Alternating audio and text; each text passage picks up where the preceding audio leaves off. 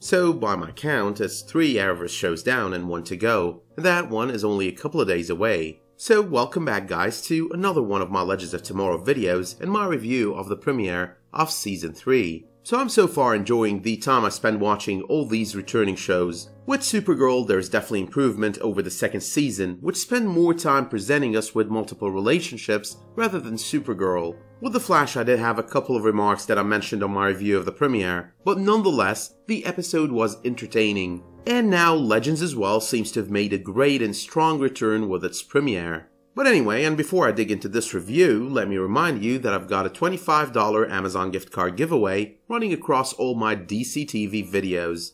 And to be eligible to win, all you need to do is be a subscriber and drop a relevant comment down below. So as of recently, and on most of my review videos, I generally do this full review and then end up with either a list of Easter eggs or stray comments or both. But in this case, and since the Legends premiere was more on the comedy side of things, I'm gonna go for a list of stray comments right away. So number 1. We knew dinosaurs were gonna be a thing, we just didn't think it was gonna be that brief. We just never anticipated that Rip will be firing the Legends right away and ending the Dinosaur Infestation off screen. That was, in my opinion, the one take on this episode, the one disappointing thing there. Once again, and in my opinion, it took away the essence of the cliffhanger from Season 2. But moving on to number 2, there it was, the second reference to Felicity on one night. First, there was Cisco stating that he ran his ideas about getting Barry back from the Speed Force by Felicity. But then she was also referred to on Legends as the woman who ran Ray's company into the ground.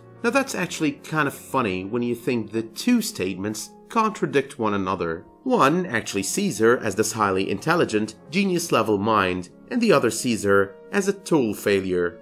It actually kind of felt like a pun or a jab on the wars and fights that fans wage against one another over Felicity. But moving on to number 3. Now speaking of second times, it is also the second time we see Wally on one night, only he's working with Nate Haywood there. Now Nate, on the other hand, is overcompensating for Amaya being out of his life, dating women who look a lot like her. It actually gets even funnier when we realize the name of the woman he's meeting for a date is Alana, which actually sounds a lot like Amaya. But moving on to number 4, so out of all people, Julius Caesar finds his way to Mick Rory in Aruba. And that, ladies and gentlemen, is the very same Mick Rory who couldn't say anachronisms on his first try when he calls Sarah moments later. I did love though how the only common ground the guys at the Time Bureau and the Legends had was based on their trust, or lack thereof, in one Mick Rory. It does depend really on how you look at it. I mean, they all trusted in his ability to fuck up, they all trusted in his bar or room service tab, and they all trusted in his ability to gather a serious collection of STDs. But moving on to number 5, now the premiere of Legends of Tomorrow felt like it was heavily Men in Black themed. It was just like there's this one non-stop Men in Black reference going on throughout the episode with the memory gun Rip happens to be sporting.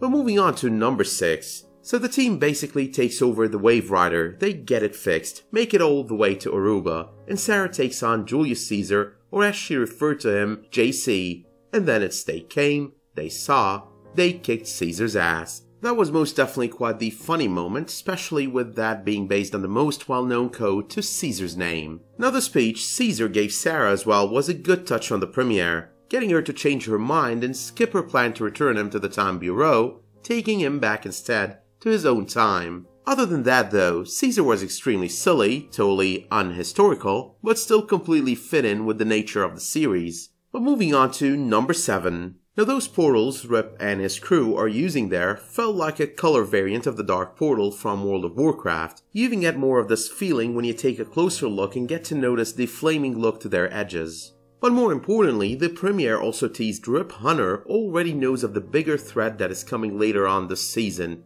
and apparently his or her name is Mallus. Now I personally don't remember ever reading a comic book with the name Malice in it, so I'm not really sure if it is me or it is just that the name doesn't exist in the comics, but you can always let me know if you have any idea who the hell Malice happens to be. But generally speaking, I'm very excited for this season because all in all this was one hell of a fun episode, and for the most of it, I couldn't stop laughing. So let me know in the comments what you thought of the premiere of Legends of Tomorrow. When do you think Amaya will be rejoining the team? Who do you think Malice happens to be? And when do you expect the villains that we know of, including Damien Dark, would show up this season? Let me know as well if you liked this video by slapping it a much appreciated like, and while you're at it, you can always subscribe and enable notifications. But until I see you next time, thank you all for watching and have a good one.